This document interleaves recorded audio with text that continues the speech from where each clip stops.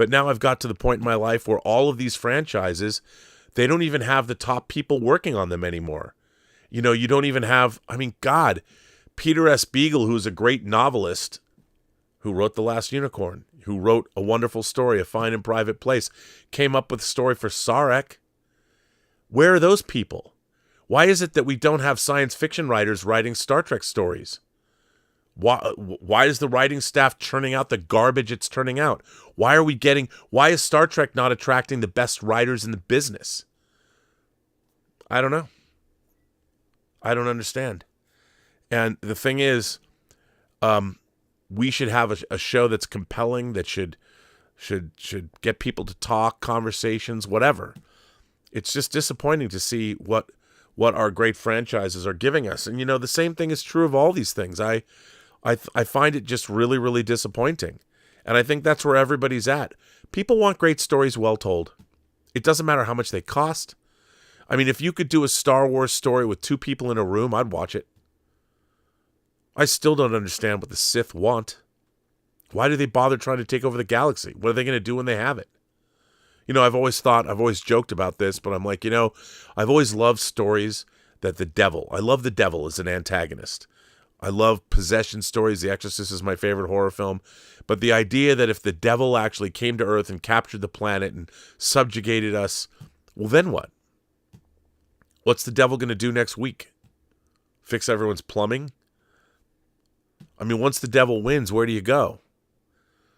You wait for some uprising? I don't know. But that's the problem with stories about, you know, the ultimate evil. If the ultimate evil wins, there's no other story to tell. But then if the ultimate evil wins, then what is the ultimate evil going to do? I mean, to be honest, I've always wanted to see a sequel to Halloween 3 once half the kids in America are killed by Connell Cochran and his plot. Then what? A lot of sad parents. But it would have been interesting to see what the world looks like when a warlock pulls off that many murders, the genocide of America's children. But then again, where do you go with that? It's hard. It's hard to come up with good storytelling. It's hard to come up with a good Star Wars story because not every franchise needs to continue on. We need new franchises. I mean, just because something made money, it's like we have these IPs. But the thing is, if you're going to continue an IP, you should really have the best ideas for that IP to move forward. Otherwise, you fail. Star Trek is a failing IP.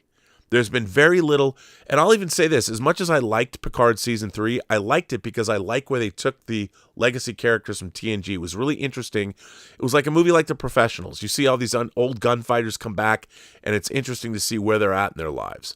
I thought with the TNG characters, you might not have liked all the machinations or even the story that was being told, but it was really cool seeing these old friends get back together. I liked seeing that Riker and Troy were dealing with the death of his son, and that Riker he was pretty much had given up, but then found in the cosmos where he belongs, he found a reason to live. I love that idea. I love the fact that Geordi had 2 daughters and was trying to be a father to them. I thought that was great. You know, I thought Data's story was compelling. I never believed how they set up Picard, but I love seeing Picard and Riker go off together. The way they set up, it was not Picard, it was Patrick Stewart. The only way they could do it is because Patrick Stewart, the only way they can get him to come back is he had to weigh in and say, I wanted this to be about me, Patrick Stewart, not Jean-Luc Picard, because Patrick Stewart doesn't know anything about Jean-Luc Picard. He doesn't think about Jean-Luc Picard. He memorizes the lines on a piece of paper, but he's not following the life of Captain Picard the way we do. Anyway, I don't know if I'm just rambling.